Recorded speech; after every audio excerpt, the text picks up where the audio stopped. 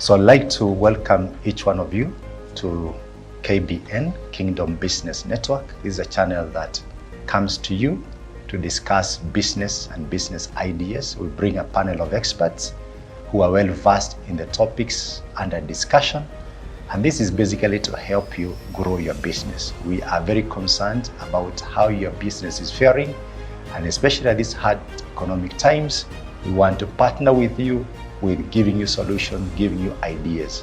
We also allow you to ask questions, and today we'll actually continue with the questions that we were being asked last week. They were overwhelming questions, and therefore we'll take most of the half of this program today to answer last week's questions. Now remember, the topic today is customer experience, and we have an expert, John, who will continue from where he left last week, and he will be talking about customer experience. Remember to like us on Facebook, to like us on YouTube, to watch us on Faith Today television. Please, if you're watching us on Facebook, like and share. If you're watching us on YouTube, remember to subscribe, like, share, comment, and hit that notification button. You really help us in terms of creating awareness, and you also help us in terms of getting favorable algorithm liking for us. And this helps us to spread the message to other people so that we can be able to build one big kingdom business network. So with me is John. John, welcome. How have you been from last week? I've been quite well, okay. And it's an exciting week. We've been having a unique kind of attitude towards several things. From the healthcare industry, yes. First I would like to wish all our nurses a happy National Nurses Week. And we really do appreciate all the nurses and the caregivers who have dedicated their entire lives to taking care of us and our families at our weakest. So that is the celebration that we are having, and we truly appreciate these people. Thank you very much, John. And on my immediate right is Enoch. Enoch, welcome to the program, and you can introduce yourself to the viewers. Well, thank you so much, Bishop. I'm so excited to be here today. I'm so happy to see Mr. John back again on the show to enlighten us and take us to the next level. I also start by wishing our nurses a happy week's Nurse Day. We are really celebrating you. We are excited for what you are doing for the country, for the nations. And also our nurses, Jessica and all other medical providers. We are really grateful. Today I'm really excited because when you look at the topic we have, I was wondering in the Bible how we can really relate such issues. When you look at God, you know, this program is about occupying. God instructs us to occupy until he comes. So Jesus said, occupy until I come. I was trying to understand, because when God tells us something, it is not something that he has not done. I remember the story of the Israelites when they are moving from Egypt to the promised land. God was negotiating with Moses. He was trying to, get the people out. And there's a statement he says that because I've seen the afflictions of my people, I've come down to restore them. Now, God's focus was the experience. He was not happy with how the children of Israel were treated in Egypt. So his focus was their experience. So when you look at experience, customer experience is such a topic that we need to really master and learn how to really navigate around that so that we can be successful in all the businesses that we do. So having this panel, I believe it's going to help us understand and also succeed in this very competitive 21st century market. Thank you so much. Thank you very much, Enoch. Yes. And I'll turn to John. John, what is customer experience? I know there's a viewer there who is asking, what is customer experience and how does it differ from customer service? Might be for an introduction. Yes. So maybe we can start with the proper definitions of all the three areas. Yes. We will talk about customer service, customer experience, and customer excellence.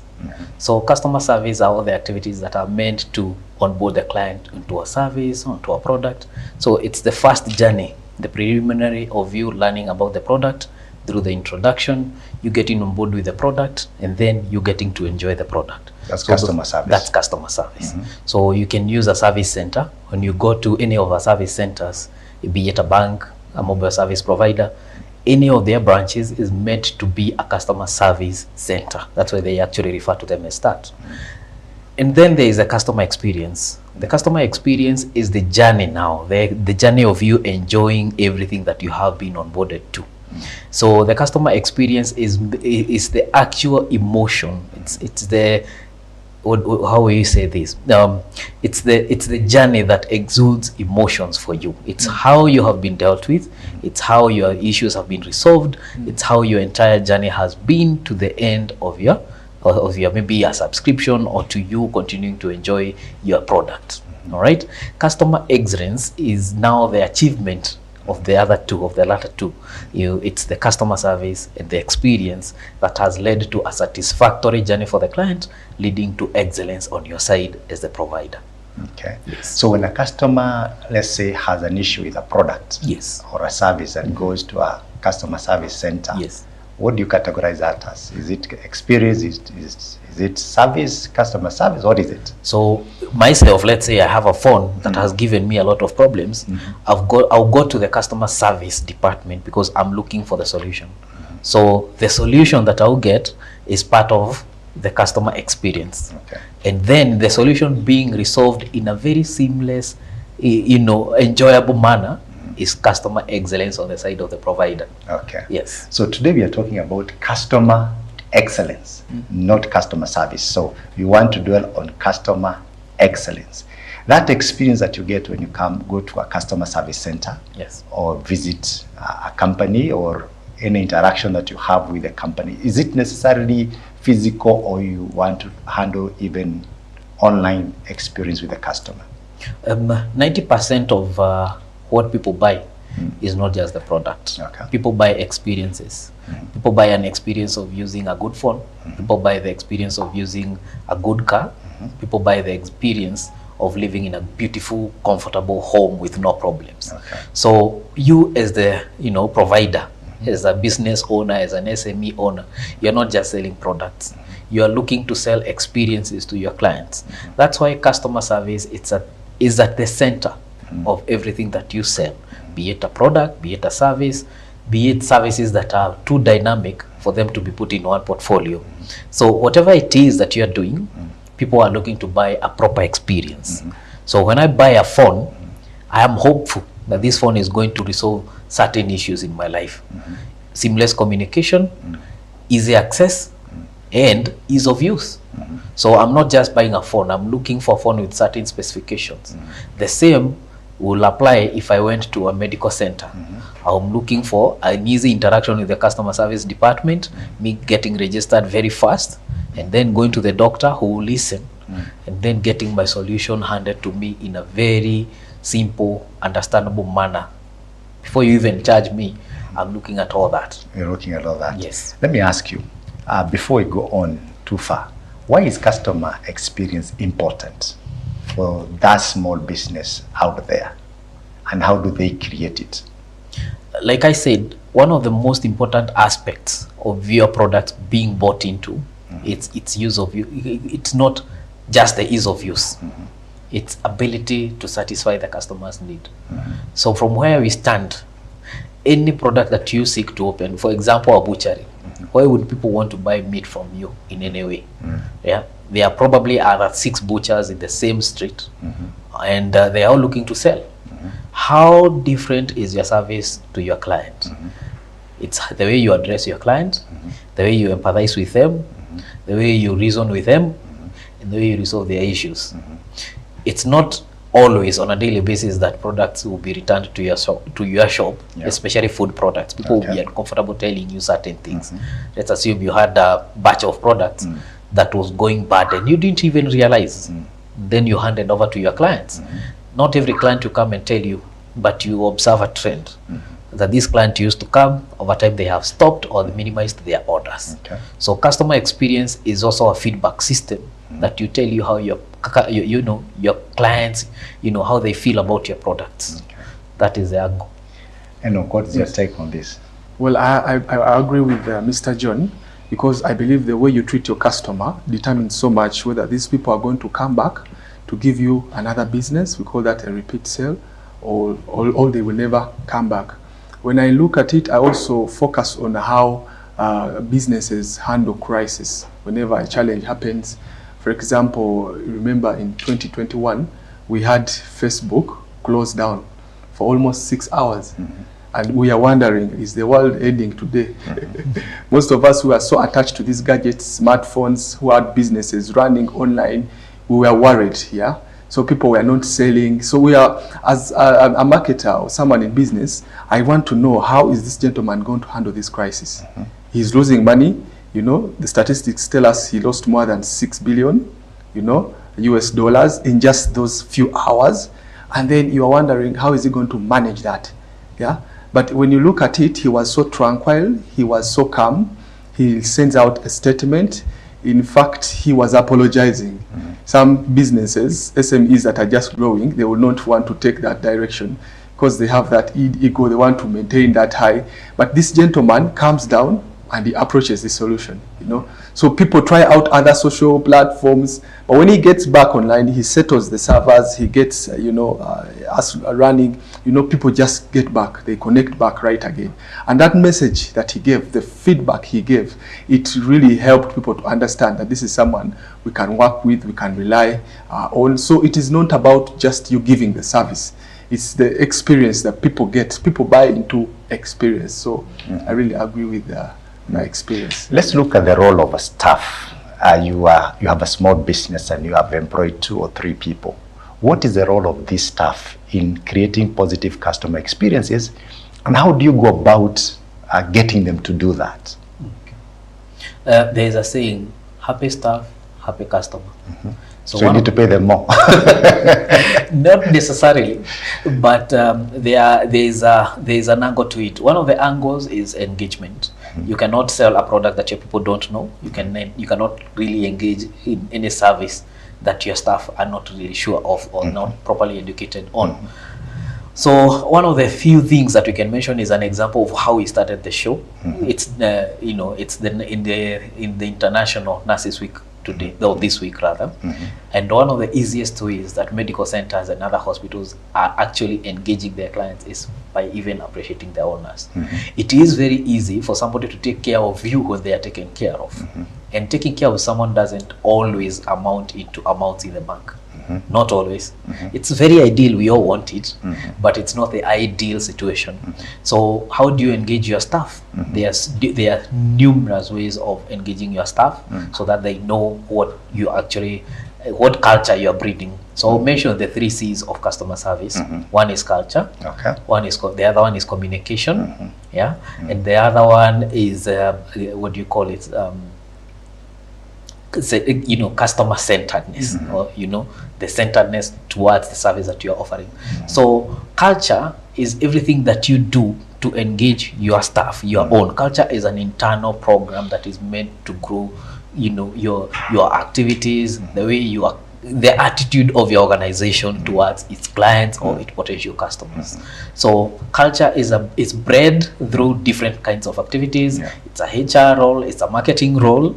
It is also a broader role towards attitude and the people that you actually hire. So towards your growing of the culture, also be very keen with the people that you hire. Do they align to your mission and vision? So for example, if you are working in the entertainment industry, what kind of people are you looking for? You are looking for people who are vibrant. You are looking for people who are next level of outgoing. If you're looking for somebody, you cannot, so that means you cannot hire the inverse of that. Now, when you're looking for, when you go now to communication is 2-way. You start with internal communication always, and then do external communication.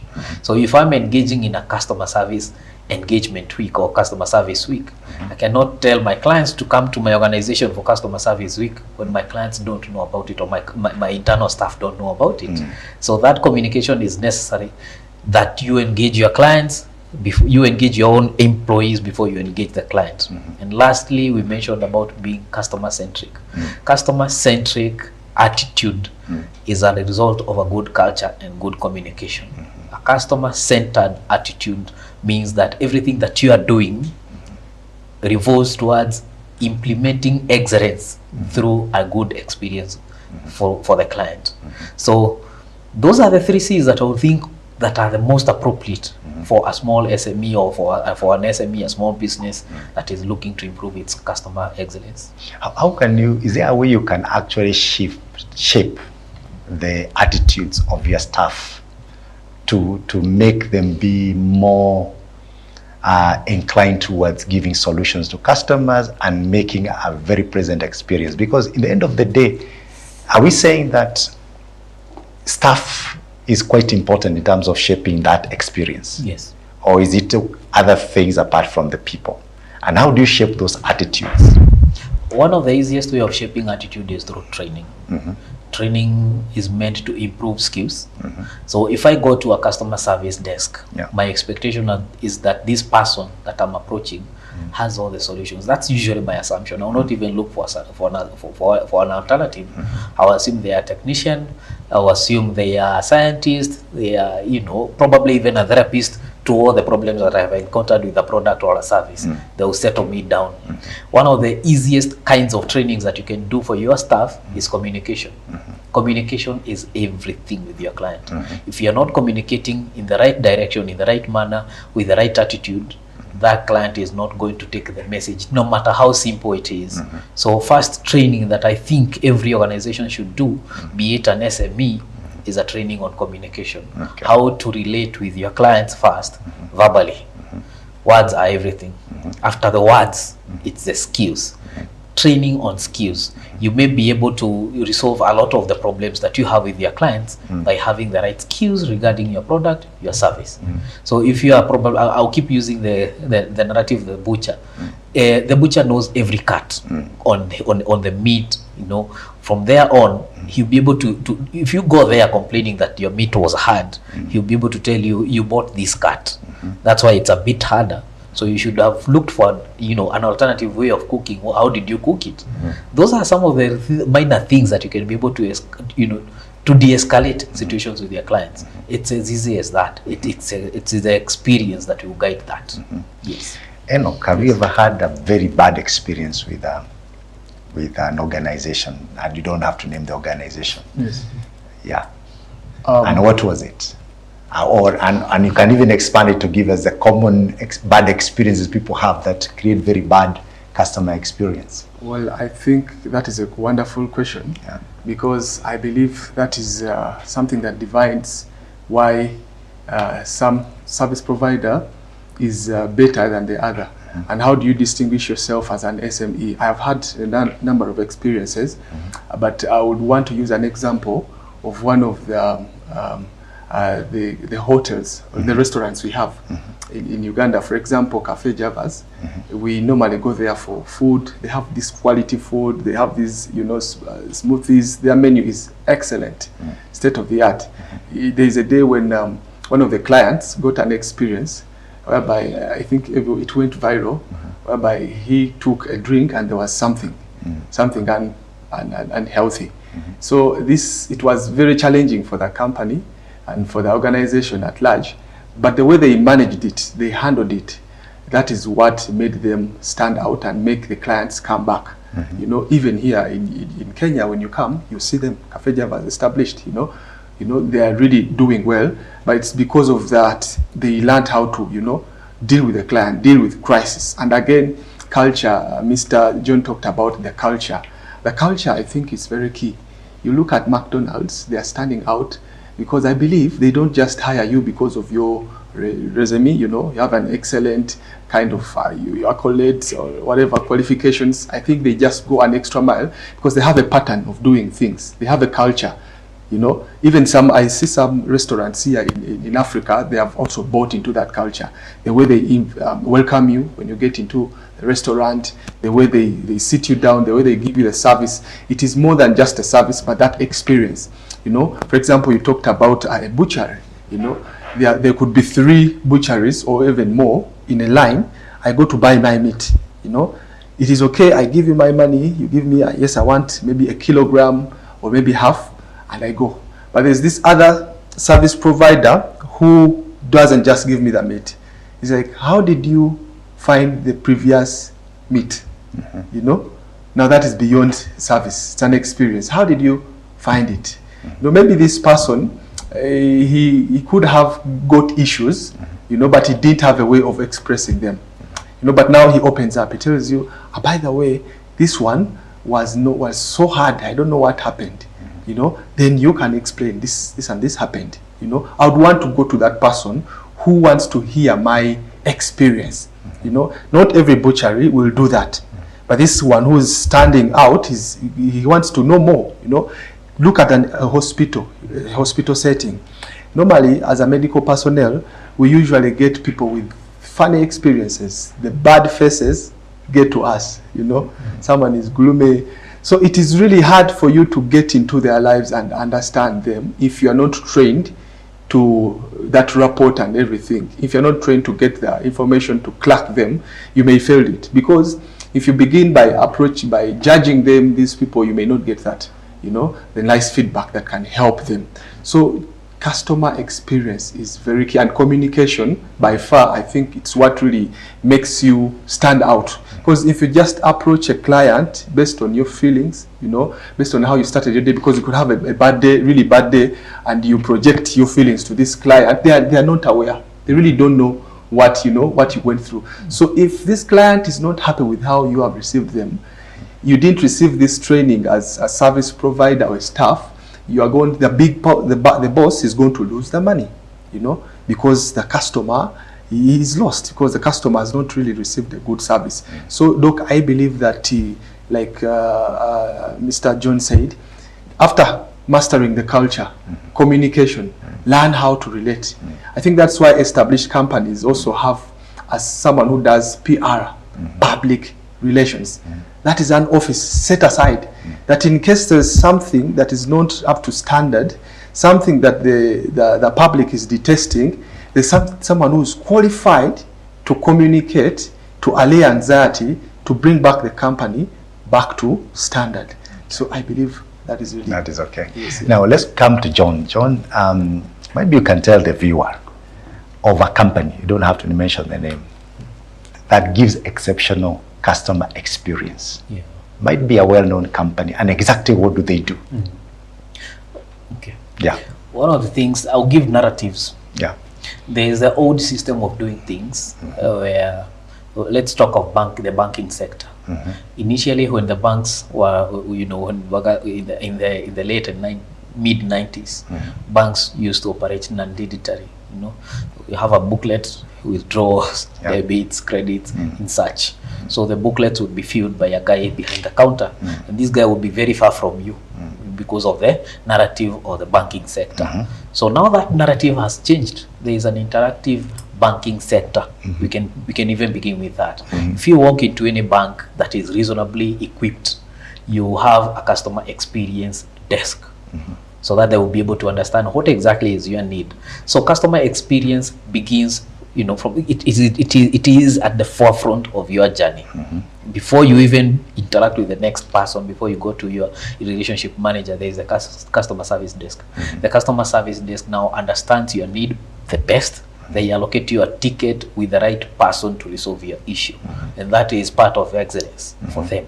Because they don't have to expedite too many resources with too many scientists trying to resolve one issue that could have been resolved if you could only identify what it was. So you just have to say, my card is not working, I've not been able to bank for 2 days.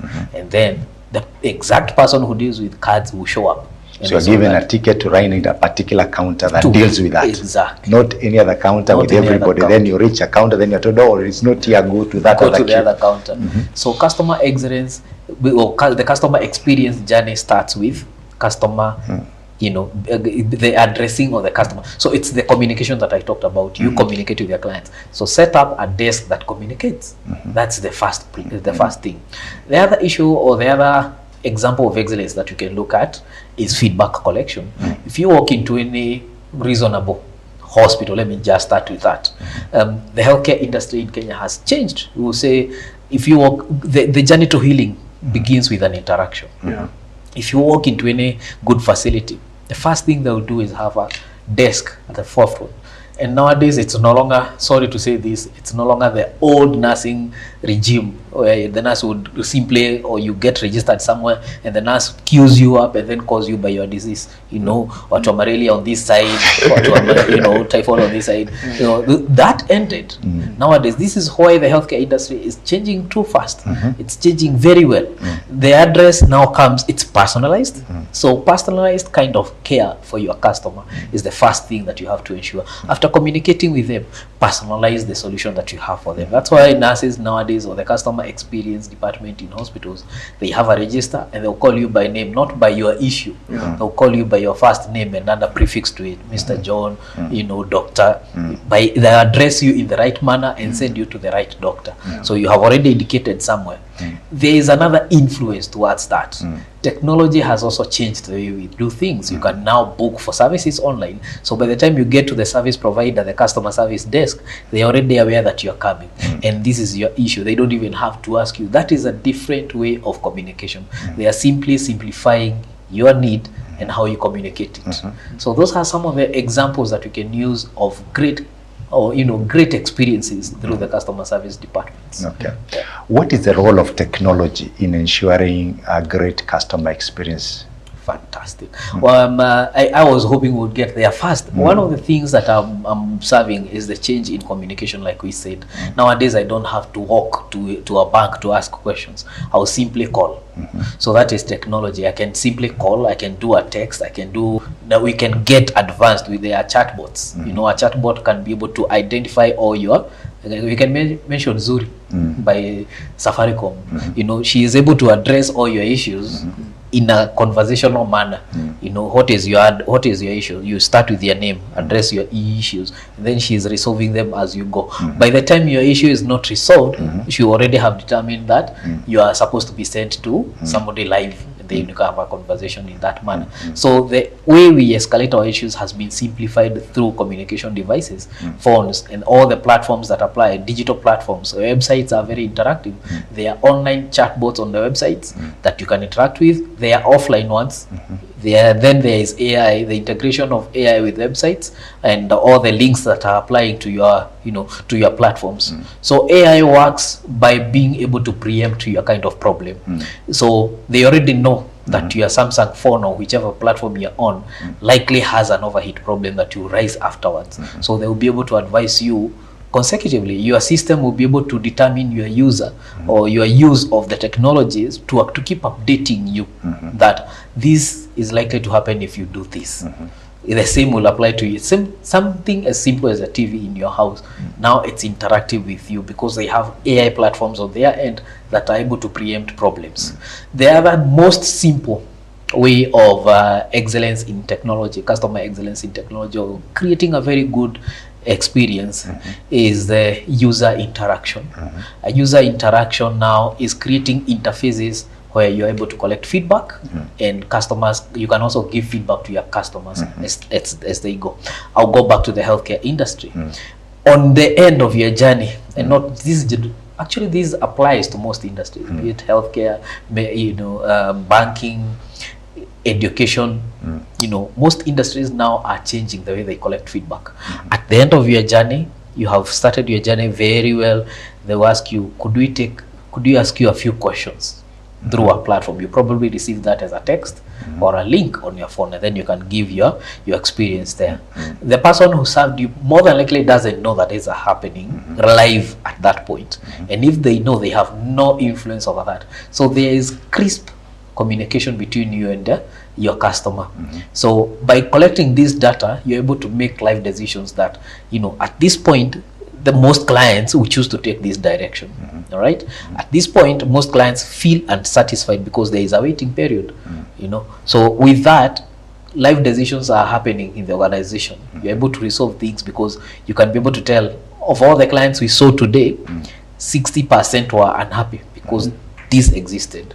So how do we get rid of it, or how do we communicate its importance to them so that they, you know, they enjoy the user?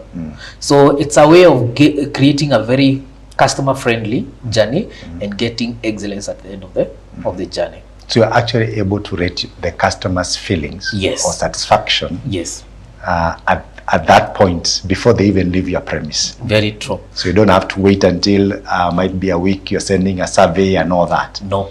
And surveys nowadays also help you. There is a survey that we call the Net Promoter Score. Net Promoter Score is a system.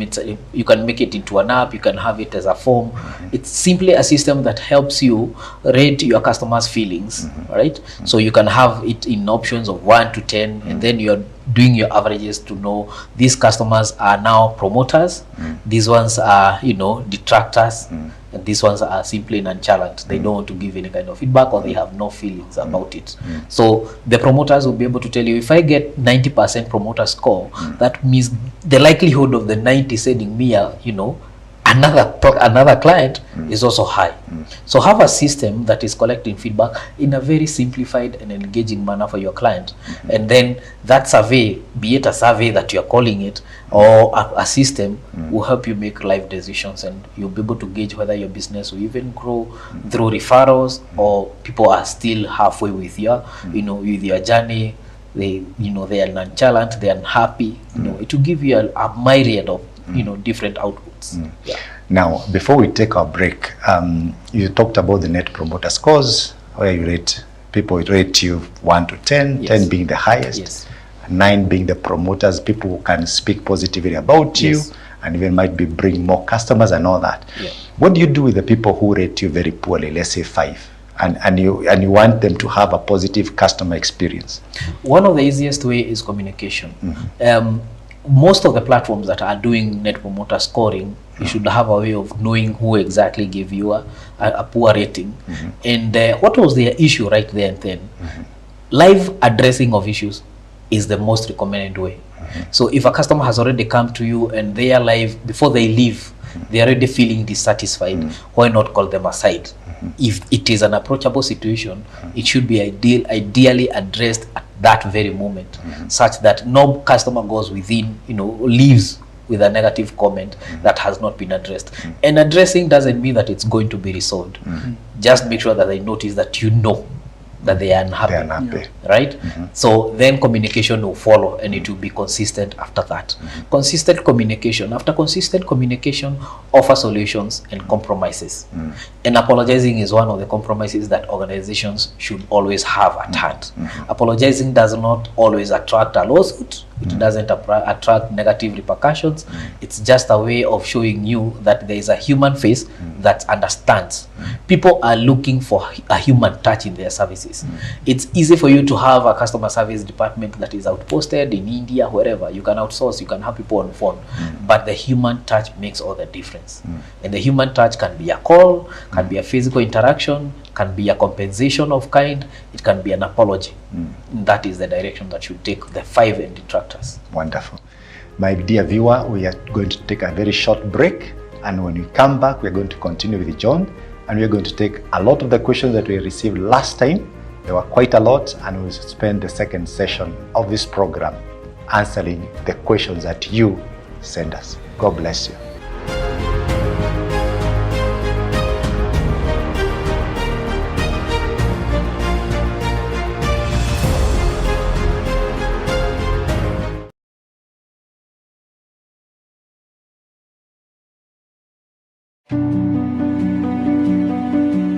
Hello there, and praise be to our God. For the last 21 years, we have been rescuing abandoned babies all over this country.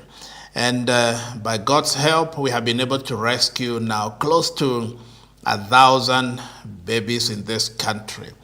Well, we thank God for His enabling power. But again, I want to thank all our partners and friends of Happy Life Children's Home that have come alongside us to work with us, to help us to feed these children.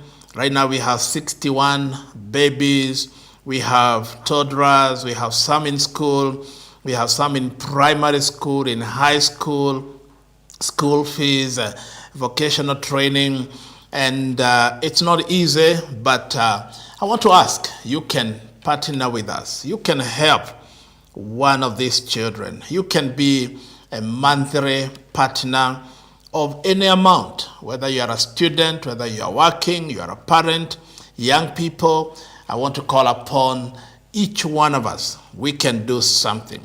Well, I always say nobody has everything, but everybody has something. And at Happy Life Children's Home, we have a saying, you may not change the whole world, but you can change the whole world for one child. We have a pay bill there. I want to ask you right now, please send help for these children. The pay bill is 75512. I repeat again, the pay bill number is 75512. That is 75512. That is the pay bill for Happy Life Children's Home account. You can indicate your name, and we will be more than glad to receive this help for the children, for the many, many abandoned children. Actually, our place is right now full. We cannot even take more. People are abandoning children everywhere. But I want to ask that you can work with us and also become a Happy Life friend, where you can become a monthly partner. If you want to do that, you can send a message or call that number or send a WhatsApp message, and we will be able to communicate with you and tell you how you can become a friend of Happy Life. God bless you. I invite you again, be a part of this journey. For the last 21 years, God has been faithful. You can be part of what God is doing through Happy Life Children's Home, Happy Life Mission, in educating these children and even supporting them with the food, milk, diapers, and everything that they need for their daily living. God bless you, and God bless you. The Bible says, as I close, well, he who gives to the poor lends to God. If you give to the poor, you are lending to God. And God is not a debtor of anyone. He will reward you. Thank you, and God bless you.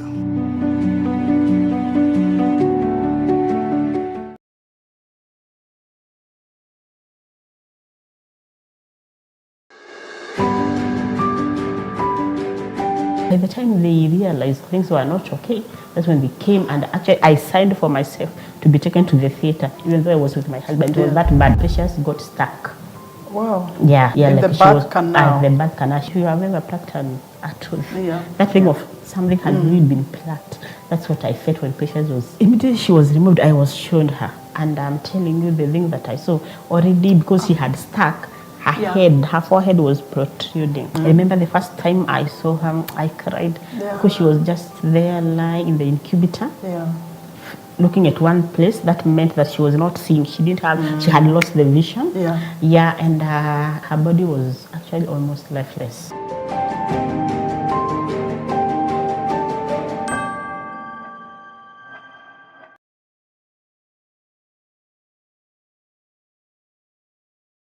Shaped by Faith is an exciting new exercise series led by health and fitness expert Teresa Rowe. Join Teresa as she leads you through a series of exercises designed to increase your energy, strength, flexibility, and endurance.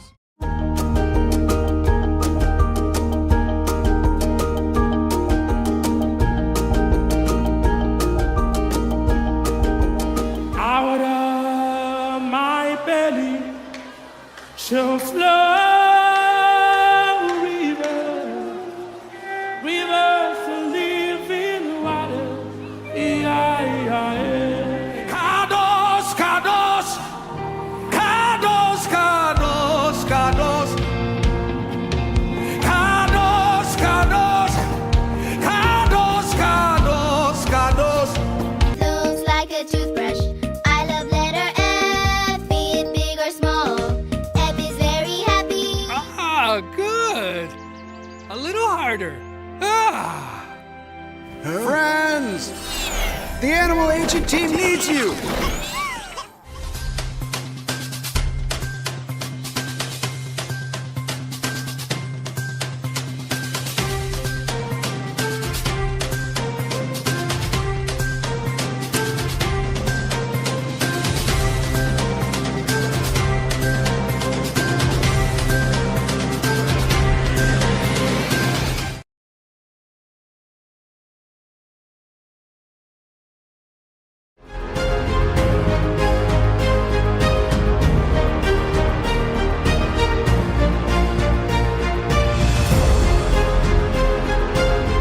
Thank you very much, viewer.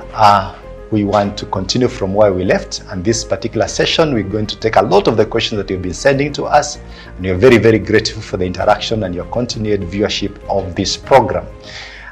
One of the questions which has come is, John, tell us what are the myths and truths in customer service? All right. So one of the biggest myths in customer service is the customers only cares about the price. Care about the price. Yes.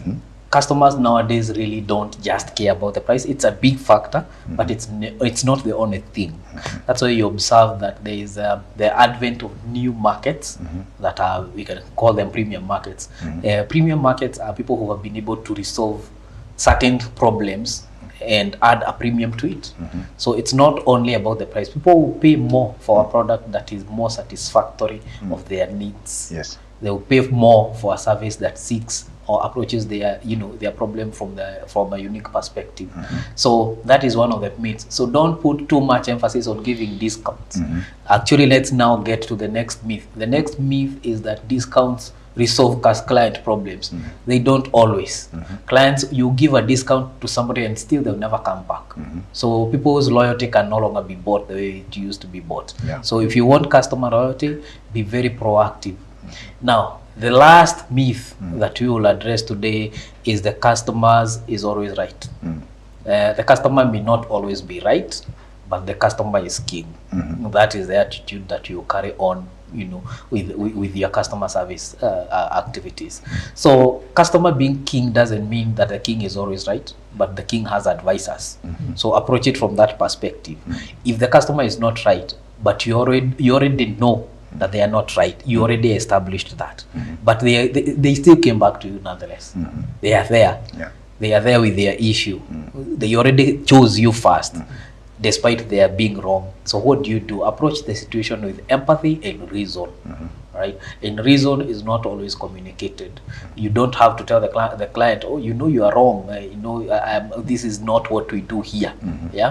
You already know you don't do that there, but what solution are you offering them? So that you create comfort and then the continuity of the journey towards excellence. Yes. In this guy hard economic times, I thought price is everything. Oh no, it's not. That's why people find solutions to things that make sense to them, despite their price. There is somebody who prefer having a very cheap phone. I can buy a Kadunda for 3,000 shillings.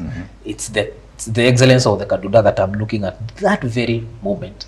So we mentioned something to do with personalization of solutions that suit different needs with different client profiles. So there is that person who buy a Kadunda for 5,000 shillings, and then there is another one who go the entire mile and buy a brand new iPhone from whichever provider for 230,000. So both people are right, and they're looking for the same kind of solution: communication. How they get the communication. I know the Kadunda might be giving him peace of mind because it's not a smartphone. So there's no social media there, there's no WhatsApp, there's nothing. And that's what he wants. That's what you're looking for. Okay, that's good. Another question is, what kind of phrases that you don't want to hear from a customer service personnel? One of the phrases is, I don't know. And that is the attitude that kills business. One of the biggest business killers for anybody is I don't know attitude. The reason why customers came to you, I don't go to a bank looking for a healthcare solution, and I don't go to a healthcare provider looking for a banking solution.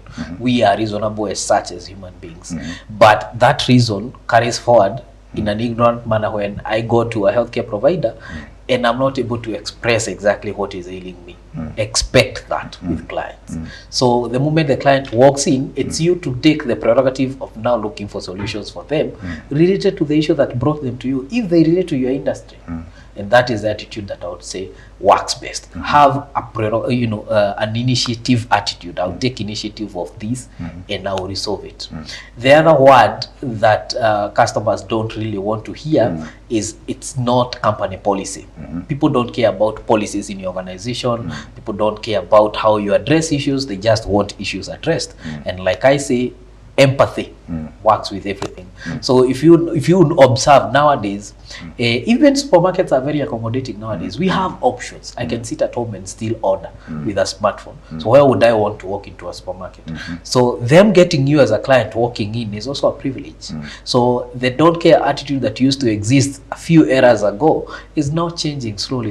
You observe that people are now, there are some that you have, if you are shopping and you are alone, the goods are piling up. You observe the line manager coming along. Can we even help you push this? They will not tell you it's not company policy to push. No. If you ask for help, it you get. So that is the phrase those are the two phrases that are business killers that we can think about from the word go. Me have one I don't like hearing, Yes. especially on phone. Yes. You call a company and then they tell you, let me transfer you to somebody. Yes. And then that person then also tells you, let me transfer you to somebody. Before you know it, you are repeating the same story to the first person, to the second person, to the third person. And if you are not really lucky, you get disconnected in the process. Exactly. What don't you like to hear from a customer service personnel? Do you agree with John, or is there anything else? I believe 100%. Because imagine I come to your hospital and I'm looking for solutions, because not all people who come to hospital have this information that you can do this, you can't do that. But you see, hospitals now have a strategy, If I can't handle this complication, if I can't handle this condition, maybe I was handling and it has complicated, I know where to refer. I know where to refer. Yes. Even the biggest hospitals here, they refer.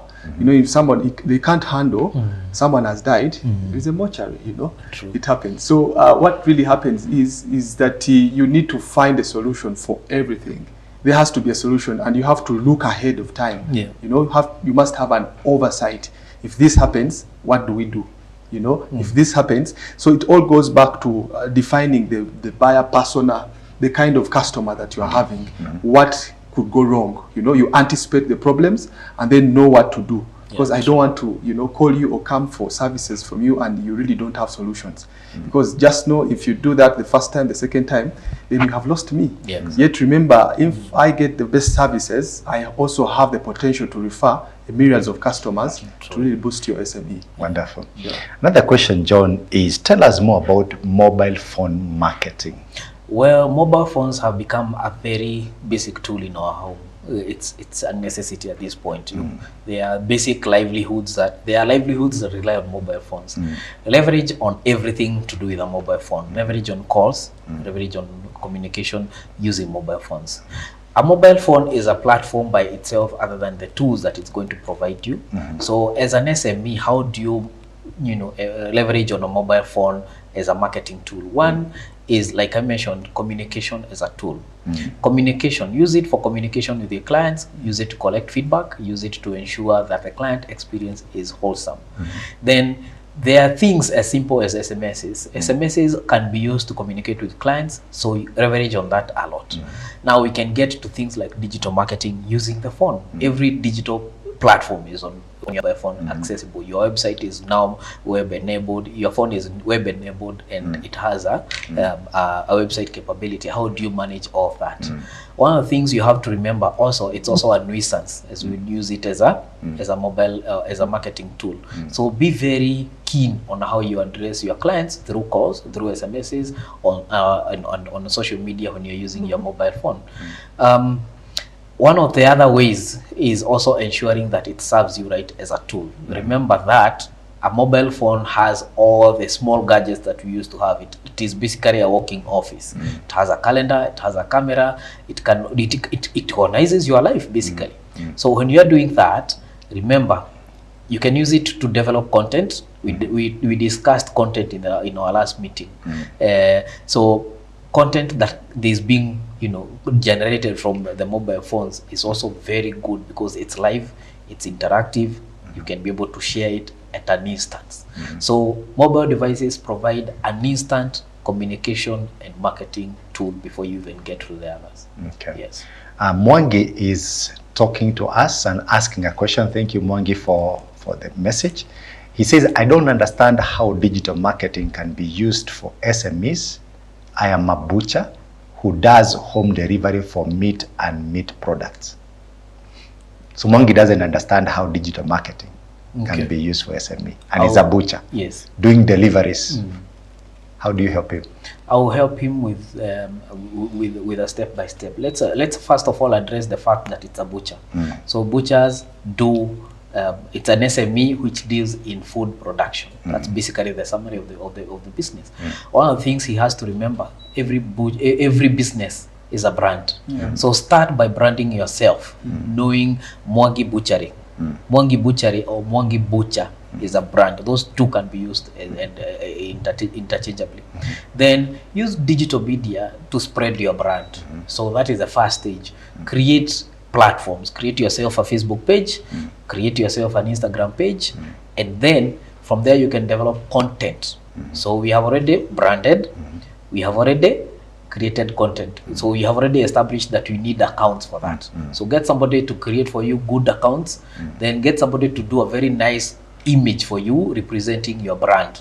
It can be you, it can be a logo, it can be a sign, so that will be able to resonate with you and your client. After that, develop content. How would you develop content for a butcher? We can go back to the different meat products and packages that you have, different prices that you have, different delivery routes that you have. So Mwangi Butcher is probably, let's say, in Kasarani. If you are in Kasarani, think about this. How many directions do you go to on a day? You go to Mweki Road, you go to Kamiti Road, you come back to the highway, you go back inside the estates, Kasarani Sports, there is Roysambo, the other direction. So how do you establish those as routes? Have you communicated with your clients that you have those routes? So that is digital marketing content that you already have on standby. Then with the packages that you already have, how would you package your meat? There are different cuts. There is a sirloin, there are T-bones. All those are packages. How do you encourage people to consume them? So different cooking styles, recipes. Get somebody to tell you T-bone is cooked like this, and this is the presentation that would work best for T-bone. Sirloin look like this. This is the presentation that will appeal. So those are different content areas that this gentleman can have, and there are different approaches to it. Then have clients alluding you and giving feedback that Mwangi is on point with deliveries with time. They can also be on your platform. When you do a delivery and the client is happy, request, can you do as a happy customer, have I done my job? Record that, take a picture, post it. Customers will resonate with that. That is the easiest way of engaging content on social media.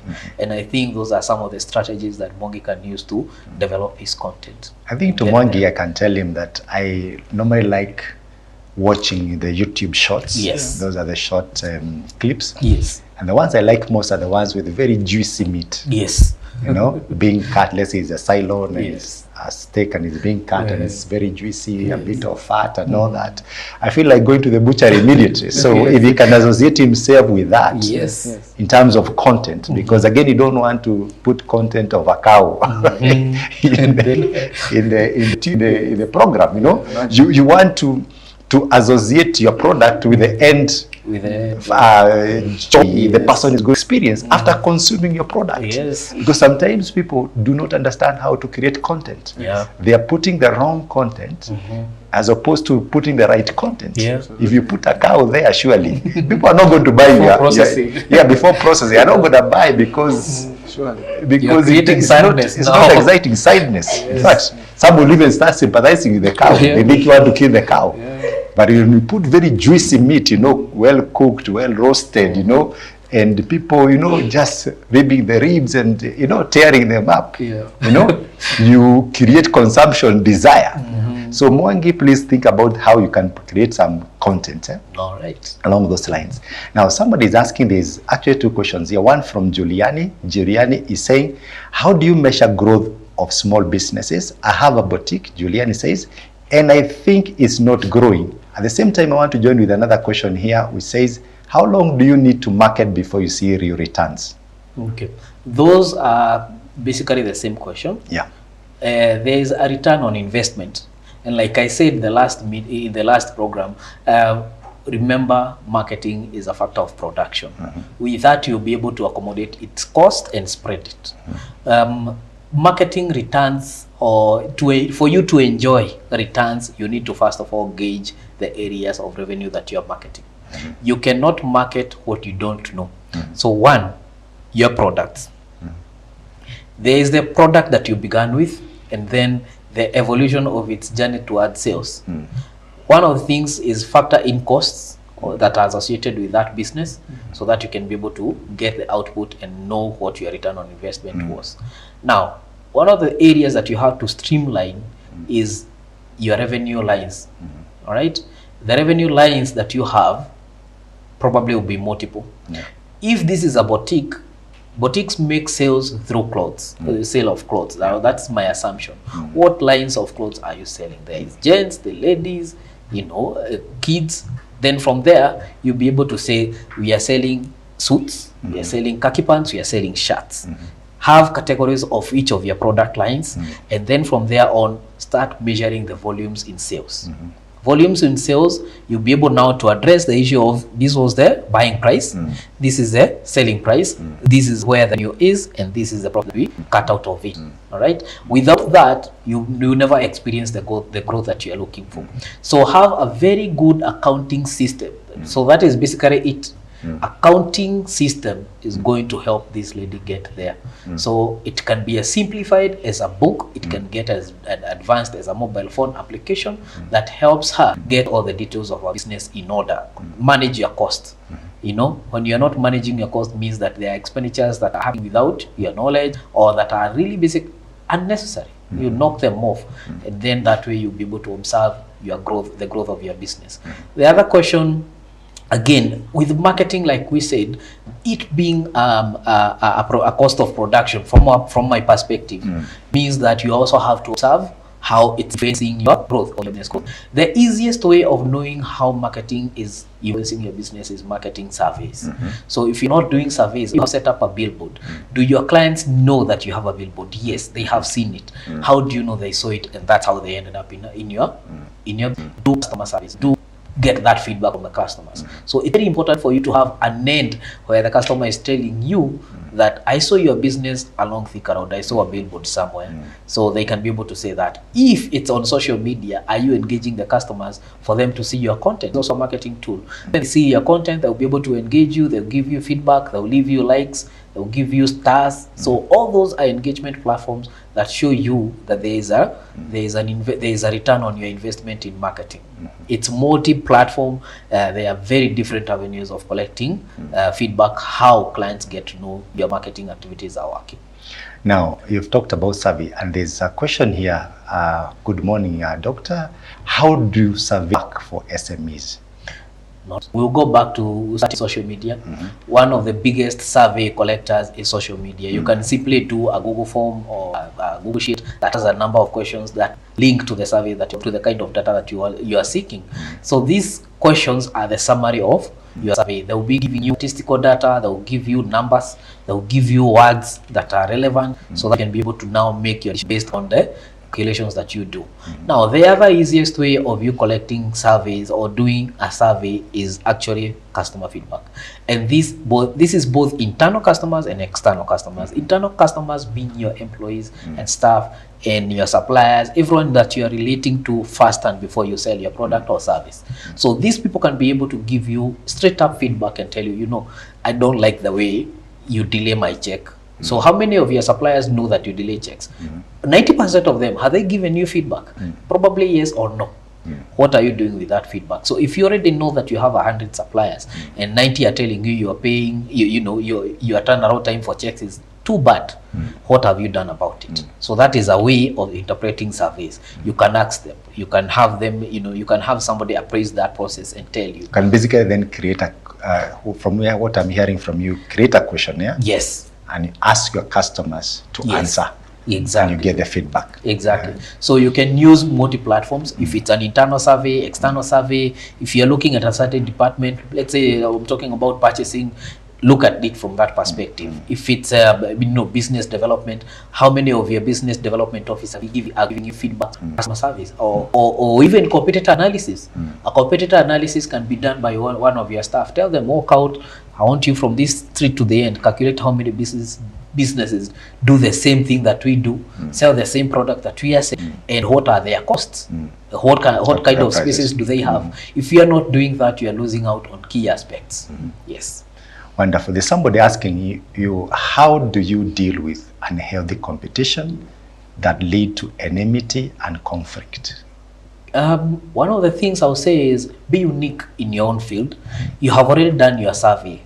And this is where now we separate scientific business management versus local business management. Don't manage your business in a Kenyeji manner. You know, there is the doing things. If you're doing things Kenyeji, people will assume you're out to get them too. You can't be walking straight up to my business and looking at it. It's weird, it's unnecessary, unprofessional. You know, professional. So how do you handle very professionally? Get somebody who is discreet in doing your activities. Somebody who doesn't have to go saying, "Oh, my boss told me to come and check your business out." You know, they don't have to do that. One of the easiest ways is getting somebody who is non-partisan to manage your competitor activities. Somebody who doesn't have or is not known around, somebody who is very professional and discreet and knows what they are doing, so that you don't have to engage in those kind of activities. Secondly, let's stop the culture of copycatting. You know, a copycat, whatever you are, your computer is doing, and get the exact person to come and do the same thing here. We don't do that in business. Multiple suppliers, there are multiple service providers. You don't necessarily have to copy what the other person did so that you can achieve what they did. And that is the folly of small businesses in Kenya. If you go to Tomboya Street, last week I gave the narrative of M-Pesa businesses in Tomboya Street. For anyone to survive in that street with M-Pesa, you need miracles. And what is your miracle then? Your miracle will be in customer service, customer experience, and the excellence that you're offering them. So from there on, you not be interacting in a local manner with your competitors. You'll be operating at a higher level. And then business intelligence. Business intelligence is getting other sources of information other than what everyone is doing. So learn how to get business intelligence from newspapers, from TV business discussions like the one that we are having right now, and getting resourceful on the internet. It not necessarily to give you an edge, to give you different ideas.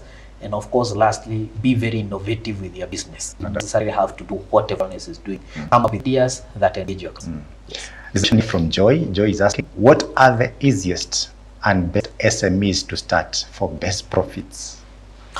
Now, there are different definitions of SMEs. It's the scale first. So you can term it to small businesses first. What kind of business are you looking for?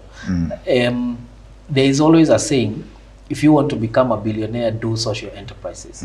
Whatever it is that you are doing, don't focus on the profits on the initial stage. Focus on growth. All right. Don't try to make profits out of a business that is still struggling. It will not grow. So from that suggestion alone, let's mention there are different kinds of businesses that are trending right now. Butcheries are trending, car washes are trending, but that is what everyone else is doing. My advice to this kind of question is go and do market research. Start with your own household. What is it that is missing on your table? What service are you looking for and you can't find? Is it something that you can learn and do and offer as a service or even sell as a product? So start with a self-analysis. Know your skills. What kind of skill sets do you have that can be turned into profits or into a business? So you can't jump into the bandwagon and say that you're opening a kind of business because you saw it successful and it's cutting a profit. So you also know where your passion is. If your passion is in a service or a product, if there are things you love doing that can be turned into a product, know where your strengths are. It's very important for you to know that, because your passion will be tested. Businesses are tests. The biggest test being your ability to be consistent with your business. So keeping up with consistency will mean that you have to have a lot of passion in it. So if you're not passionate and you did it because somebody else is doing it, it will die within a very short period. So be very keen on what you do. One of the things, don't attach a lot of finance or profitability to the business that you're doing. First of all, attach passion and consistency. And then you'll be able to identify your opportunity. And I think to add to what you're saying, when I look at this question from Joy, it's very, very hard to get a business which is very easy to start. Yes. And it's the best, and it gives best profits. profits. It doesn't exist. It doesn't in work my, like in my that. opinion, it doesn't work like that. Yeah. Because the easier it is to get into starting a particular business, the lower what we call the barriers of entries are. Yeah. That means every other person can get into it. Yeah. Yes, it could be easy for you because might be you are the first one to get into that space. But if it's easy to start and people can see you're making profits, the next thing that everybody joins. Yeah. That's how you find a place like Kamaki's when somebody started selling meat there. And then every other car started stopping there because it was a new highway. Yep. Then all of a sudden, everybody else starting a meat joint. And before you knew it, almost 100 vendors selling nyama choma in the same place. Yet it was started by one person. True. Why? Because the barriers of entry to starting a nyama choma is very, very low. So joy that might not really exist. The best is what you've been advised. Do some market research. And also do something that you're passionate about. And also try and address a problem, a need in your market. Now, let's come to the last two questions before we wind up. Joan from Kireleshwa is saying, I'm hearing you loud and clear, and discussion is on point. Question number one, now, how can I choose the best exit strategy for my business? She seems she wants to exit a business. Yes. How do you choose the best exit strategy? Well, an exit strategy starts the day you start a business. And when you start, what is your end game? What is your goal? Start with where you started the business first.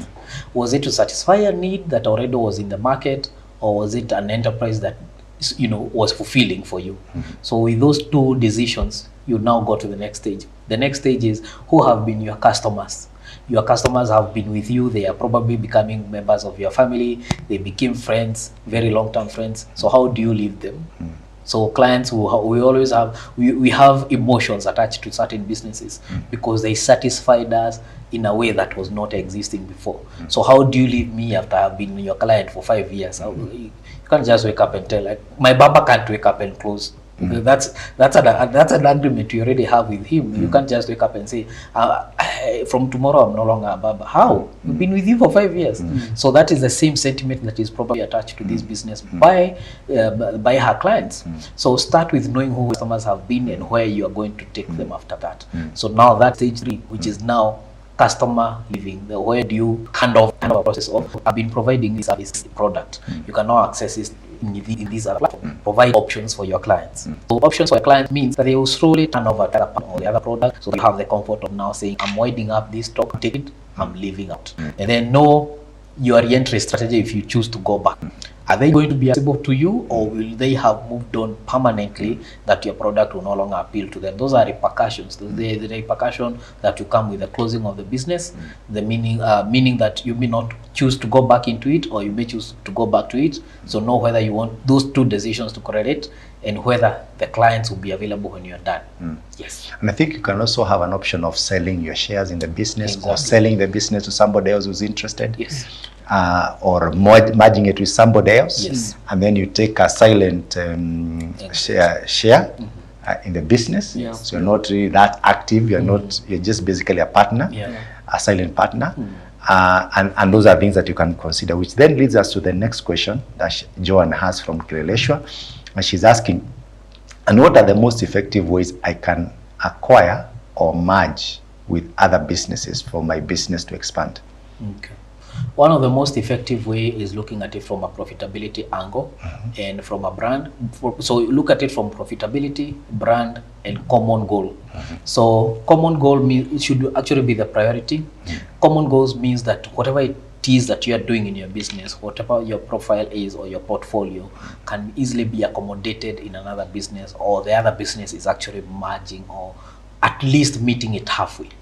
After that, know the business continuity strategy.